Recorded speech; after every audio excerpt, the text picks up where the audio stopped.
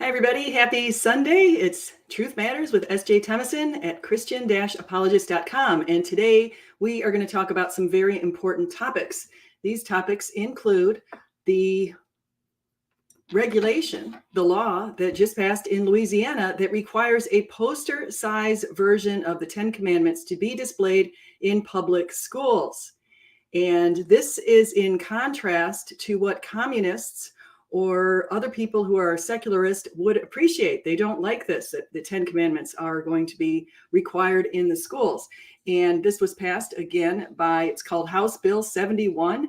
And it wants to make sure that the Ten Commandments have large, easily readable font in every classroom at schools that receive state funding from kindergarten through the university level.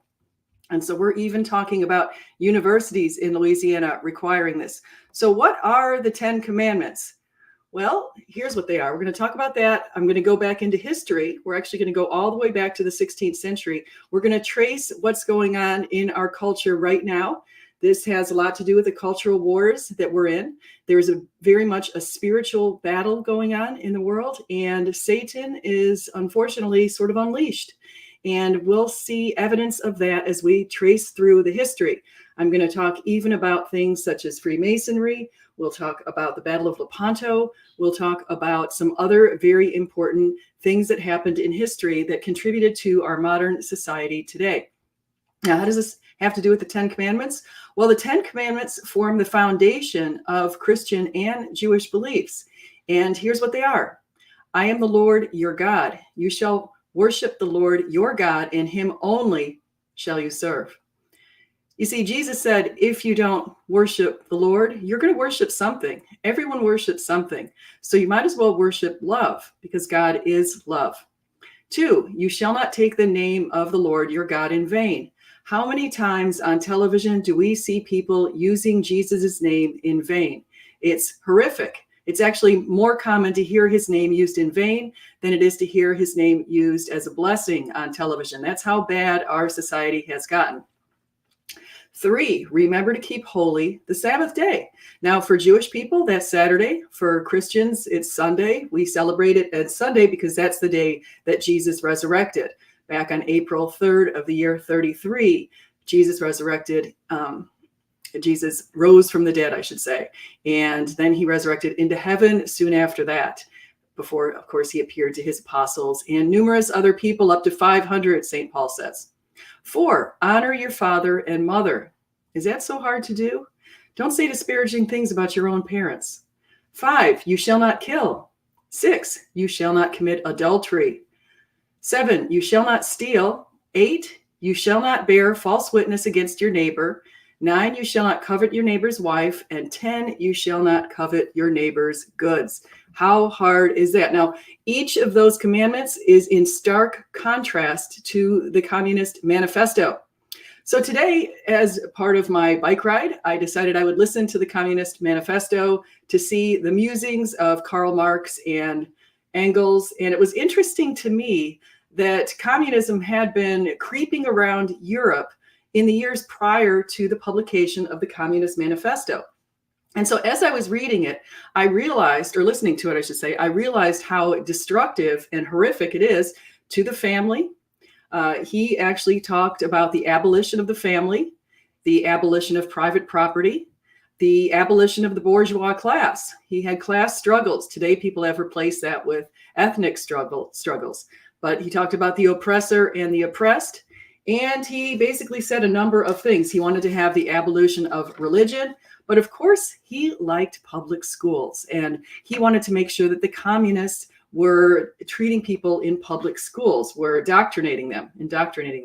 And unfortunately, that's played out in Russia. It's played out throughout the former USSR. And of course, we see it here even in the United States. Now, I have talked at length about Cleon Skousen and his book, The Naked Communist, and what the communists were plotting back in the 1960s, how they wanted prostitution, they wanted all sorts of corrupt things to be creeping into our society. And sadly, they have achieved much on many fronts. It's terribly unfortunate.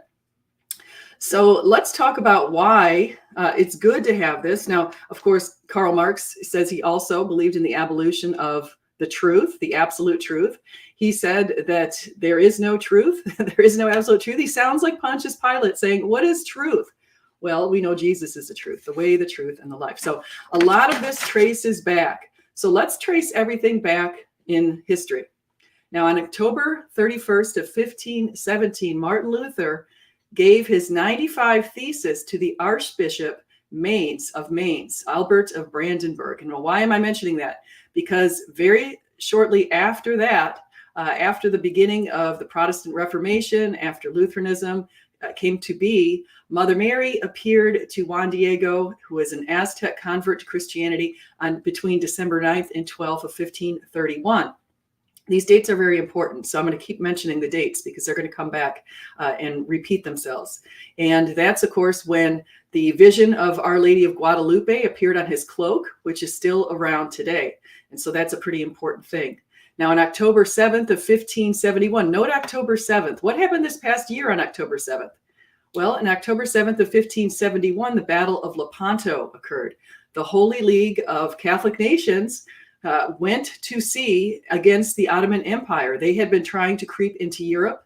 The Ottomans, they wanted to convert forcefully everyone to the Muslim faith. And they went in there, and Pope Pius V gathered up forces against them, so they couldn't creep into Europe.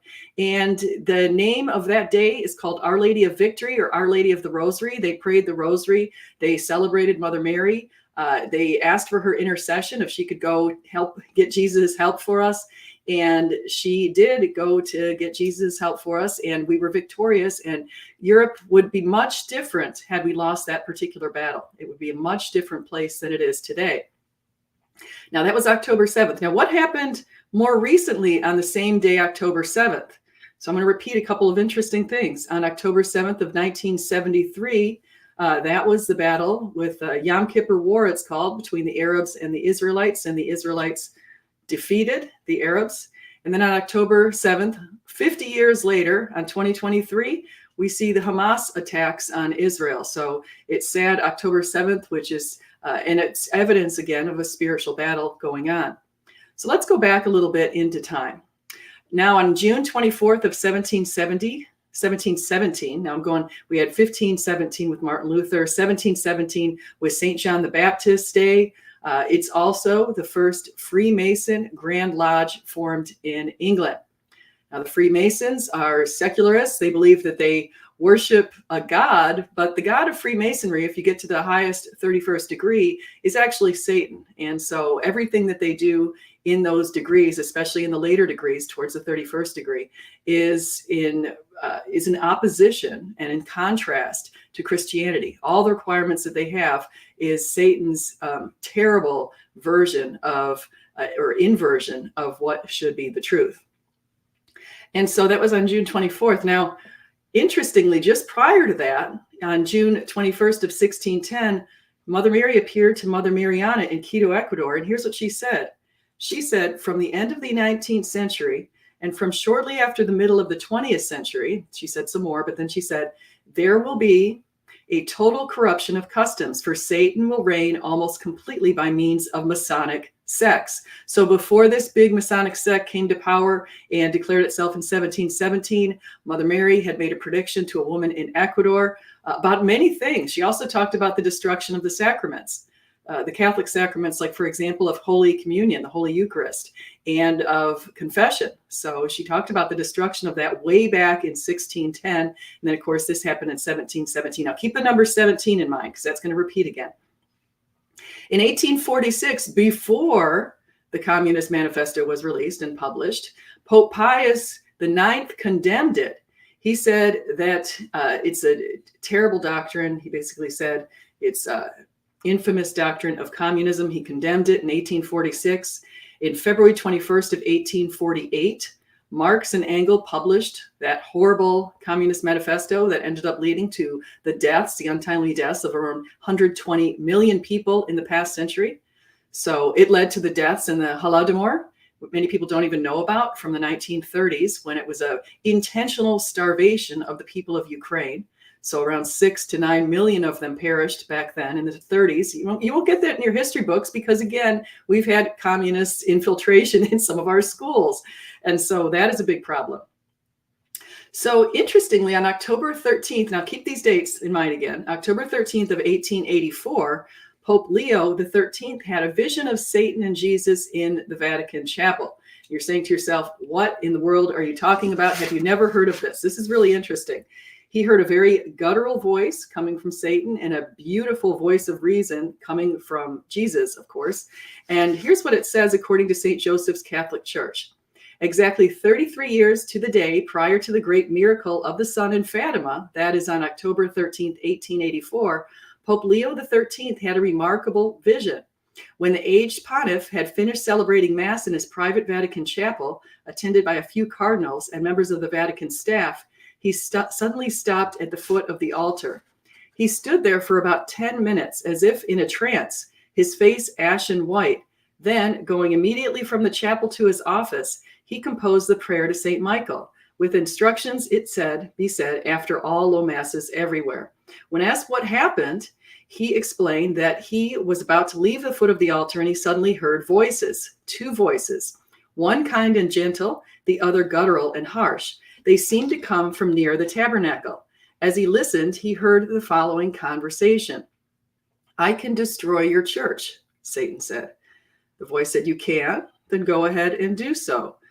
And he said, "How much time? How much power?" Now, unfortunately, if Satan is given time and power, it's because of sin in the world, unfortunately. So the prevalence of sin is something that actually gives Satan some power. So Satan said 75 to 100 years and a greater power over those who will give themselves over to my service. So who is giving themselves over to his service? That's a really sad question. And here is what he says, I need more time and power. The Lord says, you have the time, you will have the power, do with them what you will. Those who give themselves over to Satan's service. Now, there are actually people who do that. And think about this. This says this happened in 1884. The devil said he needed 75 to 100 years. 75 years from 1884 is 1959.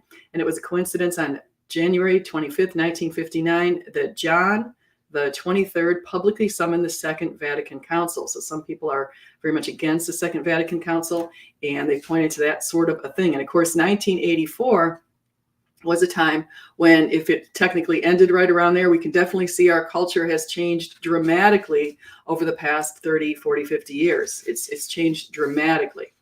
And so let's go back. Now, if we go to some years to present, so between May 13th of 1917 and on the 13th of each month, with the exception of August, Mother Mary appeared to the three little children of Fatima. And she said that unless they consecrated Russia to her Immaculate Heart, that Russia was going to spread its airs. Now, just following that, this October 13th, we have the miracle of the sun. If you don't believe that, please look it up. Please look it up. You will see that thousands of people witnessed this in Portugal. It was as if the sun was like a disc getting closer to the earth. Beautiful colors were coming from the sun, and miracles occurred. People were healed of many of their diseases. So between May 13th and October 13th, when that happened, she said these things. Unfortunately, just following that, on October 24th of 1917, the Bolsheviks seized power in Russia. They eventually murdered Tsar Nicholas and his family. And many of these Bolsheviks were also Freemasons. So you had there's connections between Freemasonry and communism. And there are connections in Cuba, for example. In fact, the Catholics have very few rights in Cuba. You can't worship publicly. There's a lot of things you can't do. But the Freemasons have a lot of power in Cuba, and there have been affiliations between Fidel Castro, the prior leader of Cuba, and the Freemasons. And so, unfortunately, they've got some power. And of course, that's also connected with communism because, as you know, Cuba is a communist country. So a lot of these coincidences occurred. And so the bottom line is there has been an infiltration in our schools. Unfortunately, there's been an infiltration of a lot of filth. They like the idea of ugly art, for example. They love the idea of pornography. They love a lot of things that are truly evil and detrimental to society. And unfortunately, we see the evidence of a spiritual battle. Speaking of battles, I promised to mention my thoughts on the debate. So if you're here and you happen to watch the US presidential debate between Donald Trump and Joe Biden a couple of years ago, I mean, a couple of days ago, I should say, not years ago, a couple of days ago. And so Shiami, good morning and welcome back. So good. Yeah, thank you. I'm going to try to do this once a week again. This room that I'm in right now has been occupied by multiple people over the past month. But, you know, sometimes I sleep in here. Sometimes my mother-in-law sleeps in here. Sometimes my who else is in here sometimes? Rowan, one of our kids' friends, he was here for a while. So and my mother-in-law was here for a few weeks. So we had a lot of people in this room where where I do my little films. And so I was unable to film. And then my son took over the other room where I was doing my filming. And so that was what happened. But the debate between former President Trump and Joe Biden was depressing, to be honest. It was rather depressing. I would say it was a washout. Trump really pretty much showed a lot of the lies that Joe was peddling. It's very unfortunate, but Joe was physically not in very good condition. And not to say it's based on his age, because I know people who are his age who are sharp as a tack mentally. There are people much older than him, like Thomas Sowell, who sharp as a tack mentally, who's in his 90s, well into his 90s. And so it's not a correlation necessarily between age and the condition that Joe Biden was in, but his wife Jill had to walk him off the stage. I mean, he physically is not in good condition. And sadly, it actually reminds me of the condition my mom was in. My mom had Lewy body dementia, and a couple of years ago she passed, which is very unfortunate, but she's she's in Jesus's hands now, so that's a wonderful thing. But the condition that I see with him, the way he shuffles his feet, that's very similar to what my mom was doing.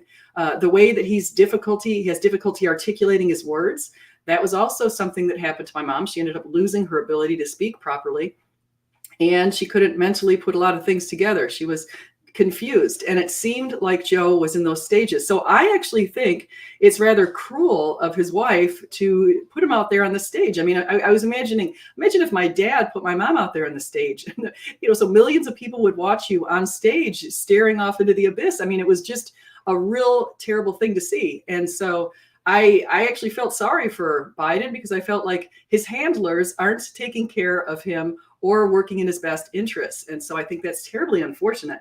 And Trump, for what it's worth, Trump has lots of flaws, as everybody knows. I didn't vote for him in 2016. I did vote for him in 2020. So somehow my vote doesn't work, whatever I vote for. Although I voted for Obama back in 2008 and 2012. I tended to vote for Democrats. I had a little streak of voting for Democrats. So I'm not a party person. I'm an independent. But I think Trump at this point would do a better job leading our country because of things like what's going on in the world right now. So what's going on in the world? Well, we've got Russia still in Ukraine, and that's been going on now since February. I think it was of 2022. I should probably pull the exact date, because it probably coincides with some other date that I cited here. In fact, I think it does coincide with the date that let me double check that for a second here. So Russia invasion Ukraine date. Okay, let's look at the exact date of that. Might coincide. I know it was in February. Why does it say here it was in June? February 24th, 2022. So not exactly the right date, but that's an interesting thing. So anyway, so Russia's invaded Ukraine in 2022, and inflation's gone up quite a bit, as many of you witnessed. And a lot of that has to do with our energy and our energy prices. In fact, I just got an electric bill for $499, very depressing electric bill, disgustingly high. And so a lot of people are seeing that kind of stuff. And we're very concerned about that. And when you flood the economy with money, prices go up. That's what happens with inflation.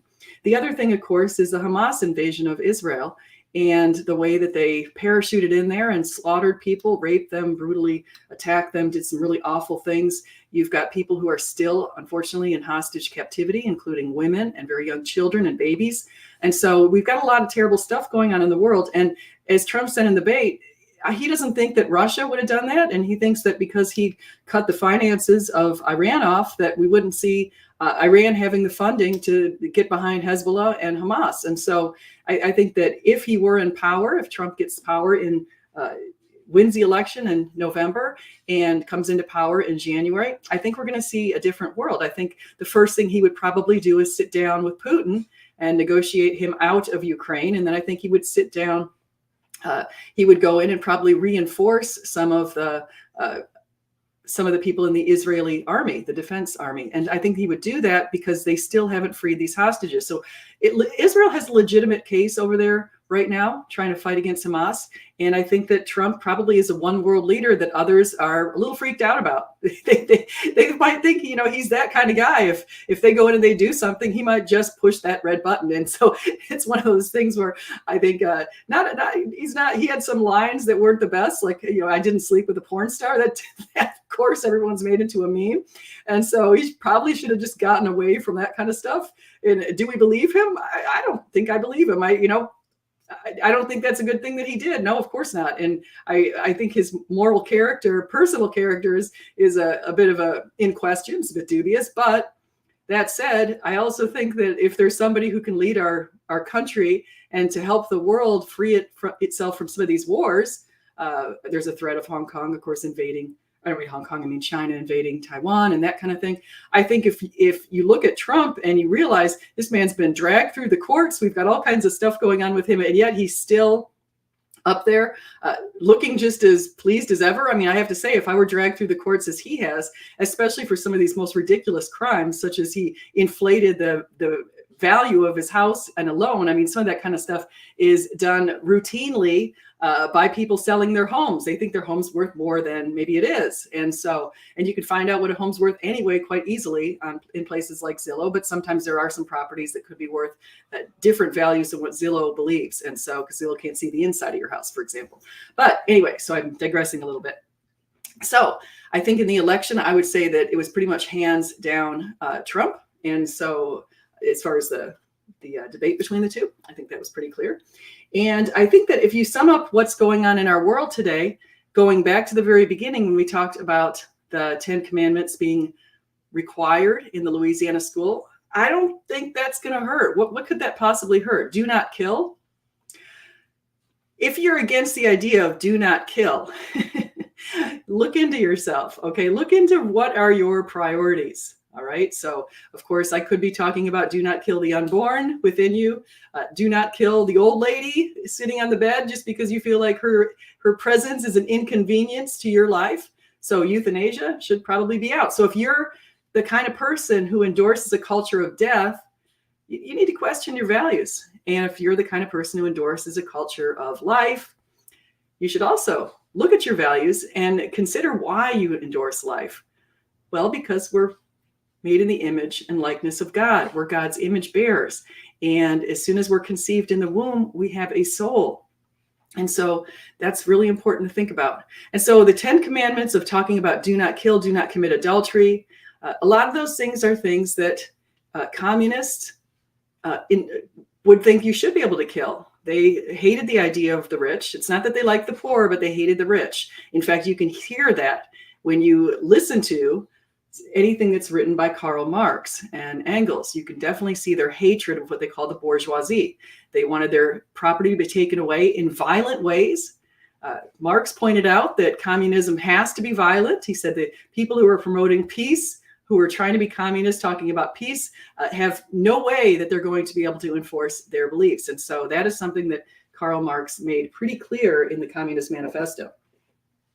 So they also wanted to get into the schools to infiltrate the minds of little people and that. And so the idea of the 10 Commandments that lays it all out for us, the kind of things that we should value are pretty important. Now, Marx himself, just to let you know, he didn't work. He was a mooch. He mooched off Engels. His wife, his family, his house was in disarray. He cheated on his wife and ended up getting another girl pregnant, which was pretty awful. His wife was, of course, very upset about that. And he did those awful things. And so he endorsed the killing of other people. He did that right specifically in his Communist Manifesto. He endorsed the idea of, through his own actions, of committing adultery. And of course, communism is all about coveting your neighbors' wives, coveting your neighbors' goods. That's communism. And that is something that the 10 Commandments rule specifically against. The other thing, of course, is he said we don't have this conscience, we don't have a truth, and that is false. We have the way, the truth, and the life. Jesus is the way, the truth, and the life. And God has instilled a conscience in all of us, what they call Christian synderesis. We have this innate sense of what is right and wrong. And if people argue that that is something that's culturally contrived or it's relative, they're wrong. They're simply wrong, because we can see that this innate sense, this desire to have a culture that has a high level of humane orientation, that's all over the globe. And that is beyond any particular culture, any particular thing. Now, it's evidenced in the Globe study of 62 nations. They found that every single country in the world realizes there was a moral ought. We have a moral duty to have a humane orientation. And in every single country, in all of those countries surveyed, that everyone realized the practices in their country did not live up to what they should. This humane orientation, this high humane orientation. So what is that? In other words, is like benevolence, the idea of kindness to the in-groups, kindness to out-groups, kindness to other living things, kindness to plants, even kindness to life on earth. And so that's something that's all through the world. Again, if it transcends cultures, transcends eras, there are some aberrations in cultures, as we see with people like Hamas, who unfortunately have been indoctrinated to be evil. We've got the transcendence of some of this kind of stuff. We've got some aberrations within the Communist Party. We've got some really awful people in there. You definitely have aberrations in World War II under the Nazis. But for the most part, the world, going all throughout the world, people know that they should value life and love and forgiveness and honesty and justice and all kinds of other good things. And why is that? It's not just because it makes society better, because the other thing we should value is self-sacrifice for others. Jesus said he sacrificed his own life, gave his life because of his love. There is no greater love, he said. So it's the idea of sacrifice. Now, that can't be explained in an evolutionary way, self-sacrifice, but it can be explained through Christianity that's been transfused within our societies. And so if we have values, and the values are transcendent to cultures, eras, and the like, then it shows that we have a moral lawgiver. If we have moral laws, moral duties, that can't be explained by science. Science can only explain the moral is, what you can see, like moral traits. It can explain the descriptive, but it can't explain moral prescriptions. So it tells you, you should do this, you should do that, and it's always to be loving. And so we can summarize the 10 Commandments how Jesus did. Love the Lord above all else, and love your neighbors as yourself. So I hope you enjoyed this today. If you do like this kind of content, please like and subscribe, and do come again. I'm going to try to run every Sunday. I'm not sure if it'll be 11:30 next week, because we might have house guests. I know we have house guests coming on Tuesday. So we've got a couple of my mother-in-law, my brother-in-law, sister-in-law, 2 kids. They're all coming to stay with us. And so again, we're entertaining, but it's the Independence Day. And so I hope you all enjoy our Independence Day. Get some American flags. If you're here in the United States, be sure to plant them all around your house. I've got a whole bunch outside in front right now. I'm probably going to go quickly over to Lowe's to buy myself a gigantic flag that we can plant out in front, because I think we need to showcase our patriotism, our loyalty, and our appreciation of our country and its people and the values we stand for. One nation under God, indivisible, with liberty and justice for all. Also, we stand for the idea that we were created. We have these rights, the right to life, liberty, and the pursuit of happiness. This is a great country that we live in here in the United States. If you happen to be here, enjoy, be grateful, be thankful. It's a really great place to live. And so also showing your loyalty and patriotism to such a wonderful place makes a lot of sense. And so my neighborhood is called Mini MacDill, where I live. MacDill is an Air Force base, and we have lots of military people here. So you can only imagine. In fact, I might take a little video when I'm riding my bike to show you all the American flags on the homes in this neighborhood, because there are dozens and dozens on every street. It's gigantic American flags. And so everyone here is pretty patriotic. And so it's an exciting place to live. And it's in God we trust. So I have that right on my license plate. If you guys want to spot my car, it will be the car that says on the license plate, "In God we trust." So thank you for coming in here. Please like, subscribe, and do come again. And just remember, whether you eat, drink, or whatever you do, do it all for the glory of God. Thank you.